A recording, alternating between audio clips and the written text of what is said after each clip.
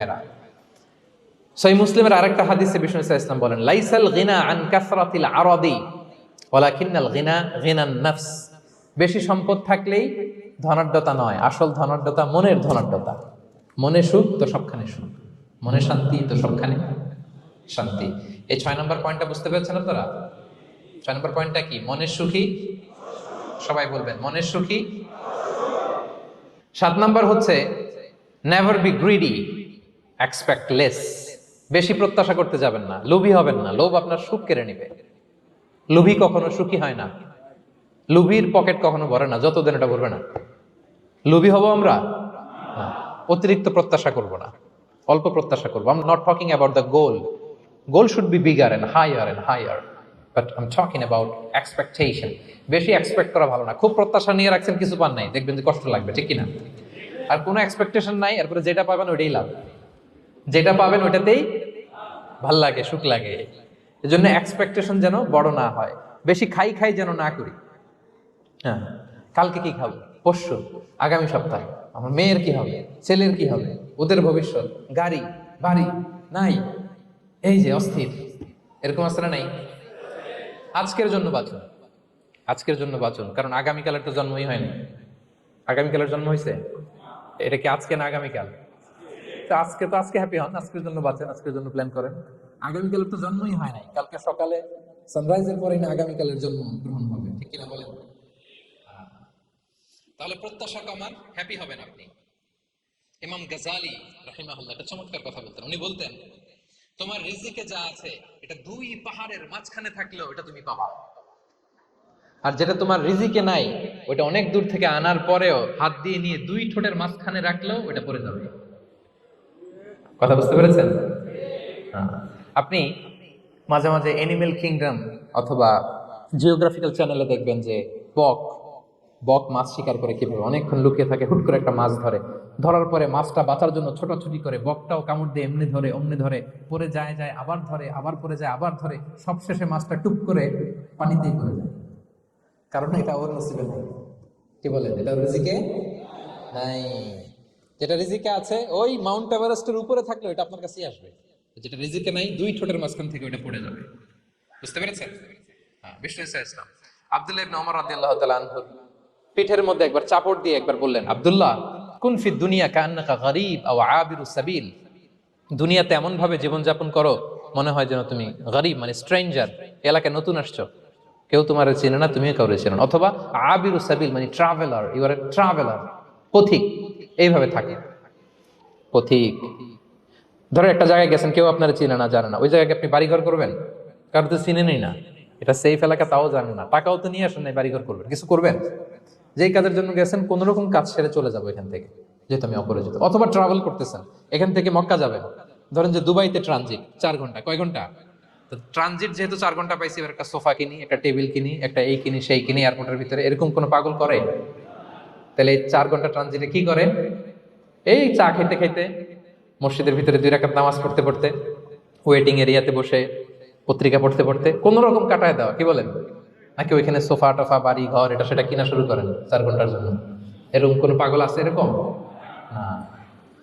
আবিরু সাবিল, আহা, দুনিয়াতে এভাবেই বসবাস করতে হবে, গরিব ও আবিরু সাবিল, স্ট্রেঞ্জার ও ট্রাভেলার। কিন্তু এবার আমাদের লাইফস্টাইলের দিকে খেয়াল করেন তো, আমরা কিভাবে থাকি? হুম, দেখি একজন বলতে পারে কিনা কিভাবে? হ্যাঁ? আজীবন হায়াত পাবো, আজীবনের জন্য দুনিয়াতে থাকবো, এইভাবে থাকি, ঠিক কিনা বলেন? কথা বুঝেন নাই বোধহয়। নূহ আলাইহিস সালামের কাছে ওনারা তো হায়াত পেত। নূহ আলাইহিস সালামের কাছে এক মা এক বাচ্চাকে কোলে নিয়ে আসছে। কাকে? বাচ্চাকে কোলে নিয়ে এসে নূহ আলাইহিস সালামকে বলে, ইয়া নবী আল্লাহ নূহ উদউ আল্লাহ লা, আমার বাচ্চাটার জন্য একটু দোয়া করেন যাতে আল্লাহ তার হায়াত বাড়ায় দেয়। কি বাড়ায় দেয়? তো নূহ আলাইহিস সালাম বললেন, কাম আমরুক, বয়স কত তোমার বাচ্চার? বলে সালাসু মিআ সানা, 300 বছর। কোলের বাচ্চার বয়স কত? অনেক হায়াত পেত তো। তো উনি বলতেছে, তুমি 300 বছর তোমার বাচ্চার হায়াত, মানে এখন বয়স, তুমি আরো হায়াতের দোয়া চাইতেছো। তুমি কি জানো আখিরি জামানায় এমন এক জাতি আসবে যারা 60 থেকে 70-এর মধ্যে সব মরে শেষ? বিষ্ণু বলেছেন না? যে আমার উম্মতি মা বাইনা ইলা 60 ইলা 70, আমার উম্মতের গড় বয়স 60 থেকে 70, ওয়া আকাল্লুহুম মান ইয়াজুযু যালিক, অল্প কিছু মানুষ 70 ক্রস করবে, সব 60 থেকে 70 এ শেষ। 300 বছর তোমার ছেলের বয়স, তুমি লম্বা হায়াতের দোয়া করো, তুমি কি জানো শেষ জামানায় এরা 60-70 এর মধ্যে সব মরেই যাবে? এই মহিলা তো অবাক, তাই নাকি 70 এ মরে যাবে? এই কথা শুনে মহিলা বলতেছে আইয়াবনুন আল বুয়ুত, আচ্ছা নবী আল্লাহ নূহ 70 বয়সে যেহেতু মরে যাবে, তারা কি আর দুনিয়াতে ঘর বাড়ি বানাবে? কারণ মহিলার ধারণা 70 বছর যেহেতু হায়াত, ঘরের তার প্রশ্নই আসে না, এটা তো এমনি সেমনি কাটায় চলে যাবে। আজকে যদি আয়না দেখাইতে পারতাম ওই বুড়িরে, আমি তো স্কাই ট্রি এর উপরে উঠছি, তো আপনাদের সর্বোচ্চ টাওয়ার, ওই বুড়িরে যদি ওটার উপরে উঠে দেখাইতে পারতাম, দেখো বাড়ি কারে কয়। আর দুবাইয়ের বুর্জ আল খালিফা, হ্যাঁ, বুর্জ দুবাইতে যদি দেখাইতে পারতাম, পেট্রোনাস টুইন টাওয়ার যদি, আইফেল টাওয়ার যদি দেখাইতে পারতাম, তাইলে বুড়ি বুঝতো বাড়ি বানানো কারে কয়। আল্লাহ, কুন ফি দুনিয়া কান্নাকা গরীব আও আবিরু সাবিল, এমন ভাবে দুনিয়াতে থাকো যেন তুমি স্ট্রেঞ্জার, ট্রাভেলার। কিন্তু আমাদের কথাটা চিন্তা করেন, হ্যাঁ, এক্সপেকটেশন এত হাই, না পেলে আমরা কষ্ট পাই। তাহলে বিষ্ণু বলেছেন হয় স্ট্রেঞ্জার নয় ট্রাভেলার, এইভাবে থাকো। ওয়াইদা আমসাইতা ফালা তানতাযিরিস সাবাহ ওয়াইদা আসবাহতা ফালা তানতাযিরিল মাসা। আব্দুল্লাহ, যখন সকাল হবে সন্ধ্যার এক্সপেক্ট করো না, যখন সন্ধ্যা হবে সকালের এক্সপেক্ট করো না। সকালবেলা তুমি বিশাল আশা নিয়ে বসে থাকো না যে সন্ধ্যা পর্যন্ত বাঁচবা। যদি বাঁচো, সন্ধ্যা পাও, ভালো, আলহামদুলিল্লাহ। না পাইলে রবের সাথে সাক্ষাতের জন্য রেডি, তাও আলহামদুলিল্লাহ। ঠিক কিনা বলেন? এটা হইতে হবে mindset. Expect less, never be greedy. প্রত্যাশা কম রাখেন, আপনি হ্যাপি হবেন। কিন্তু আমাদের মধ্যে অনেক এক্সপেকটেশন, যেটা আমাদের কষ্ট দেয়, অসুখী বানায়, আরো লাগবে আরো লাগবে। অনেকের মধ্যে, সবার না, অনেকের মধ্যে এই প্রবণতা আছে না নাই? বিশ্বনবী বলেন লাউ আন্না লিবনি আদম ওয়াদিয়ান মিন যাহাব আহাব্বা ইয়াকুনা লাহু ওয়াদিয়ান। প্রত্যেক বনি আদমকে যদি একটা করে স্বর্ণের পাহাড় বানায় দেওয়া হয় বা উপত্যকা বানায় দেওয়া হয়, সে চাবে আরো একটা স্বর্ণের পাহাড়ের মালিক কিভাবে হওয়া যায়। আচ্ছা বলেন তো, একটা স্বর্ণের পাহাড়, এটাকে বেচা খাইতে খাইতে আমার 14 পুরুষও খাই শেষ করতে পারবে? তার একটা দিয়ে আমি কি করবো? কিন্তু বিষ্ণু বলেন অনেকের প্রবণতা আরেকটা চায়, ওয়ালা ইয়ামলা আফাহু ইল্লা তুরাব, কবরের মাটি ছাড়া তার এই আশা ভরসা প্রত্যাশা কেউ থামাতে পারবে না। তাহলে আমরা যেন গ্রিডি না হই, লোভী না হই, আমাদের এক্সপেকটেশন যেন কম থাকে। প্রিয় ভাইরা, খেয়াল রাখবেন, মানুষ যত ধনী হয় তত তার রিজিকের পেরেশানি বাড়ে। দেখবেন, যারা ধনী হতে চায় উদ্দেশ্য হচ্ছে যে রিজিকের পেরেশানি কমুক। মানুষ যত ধনী হবে তত রিজিকের পেরেশানি বাড়বে, কিন্তু ধনী হয়েছিল রিজিকের পেরেশানি কমানোর জন্য, ওটা কমে না। কথা বুঝতে পেরেছেন?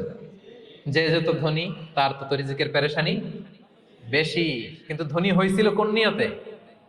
যাতে করে রিজিকের পেরেশানিটা কমে যায়, কমে না। So expect less, will be happy.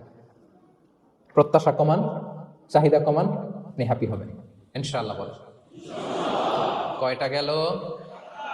কয়টা? মাশাআল্লাহ, 7টাই তো মনে রেখেছেন। 8 নাম্বার, জীবনে যা করবেন সব আল্লাহর সন্তুষ্টির জন্য করুন। Whatever you do, do for the sake of Allah, you'll be happy.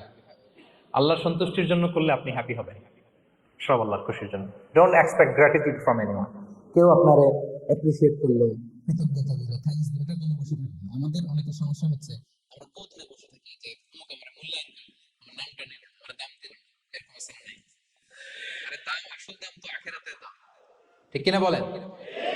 এই পৃথিবীতে অনেক অখ্যাত লোক আছে যারা আসমানে বিখ্যাত, আর এই পৃথিবীতে অনেক বিখ্যাত লোক আছে যারা আসমানে অখ্যাত। আমরা যেন আসমানে বিখ্যাত হতে পারি। আল্লাহ তুমি কবুল করো, পড়ুন আমিন। আমরা দুনিয়াতে বিখ্যাত হতে চাই না, বলে আয়াযু বিল্লাহ, আমরা আসমানে বিখ্যাত হতে চাই। তাহলে যা করব আমরা আল্লাহর খুশির জন্য করব। অমুকে বললো না, অমুকে দাম দিল না, নাম নিল না, এগুলো আমরা যেন কখনো না বলি। Whatever you do, do for the sake of Allah. Qul inna salati wa nusuki wa mahyaya wa mamati lillahi rabbil alamin. আমার নামাজ, রোজা, জীবন, মরণ, আয়োজন সব কার জন্য? সব হবে আল্লাহ তাআলার জন্য, আল্লাহর জন্য করবেন। আরেকটা মজার ব্যাপার হচ্ছে, আপনি যাই করবেন আল্লাহর জন্য করবেন, দুনিয়ার এপ্রিসিয়েশন বাদ যাবে না ইনশাআল্লাহ। দুনিয়ার নাম, এপ্রিসিয়েশন, এটা আল্লাহ এমনিই ব্যবস্থা করে দেবে। কিন্তু যদি নামের পেছনে ছুটেন, আল্লাহর কাছে তো পাবেনই না, নামও হবে না। কথা বুঝতে পেরেছেন? তাহলে আমার জাপান প্রবাসী ভাইয়েরা, আমরা আমাদের পৃথিবীতে যা করব একজনের খুশির জন্য করব। তিনি কে? এই পলিসিটা মনে থাকবে? কে নাম নিল, দাম দিল, গুরুত্ব দিল, এগুলো খেয়াল করবেন? আমরা আল্লাহর খুশির জন্য করব। এবং বিশ্বাসীদের বৈশিষ্ট্যের কথা বলতে যে আল্লাহ এটাই বলেছেন, ইন্নামা নুতঈমুকুম লিওয়াজহিল্লাহ লা নুরিদু মিনকুম জাযাআন ওয়ালা শুকুরা। বিশ্বাসীরা যখন অন্যদের খাওয়ায়, খাওয়ানোর পরে তারা যখন থ্যাঙ্কস দেয়, তারা বলে এগুলো আমরা থ্যাঙ্কসের জন্য, কৃতজ্ঞতা শুকরের জন্য করি নাই, আমরা করেছি একজনকে খুশি করার জন্য। তিনি কে? আমার ভাইরা, আমরা সবকিছুর জন্য আল্লাহর সন্তুষ্টির জন্য করি। সব আল্লাহর সন্তুষ্টির জন্য করুন। আপনার এপ্রিসিয়েশন, নাম, এটা মিস হবে না ইনশাআল্লাহ।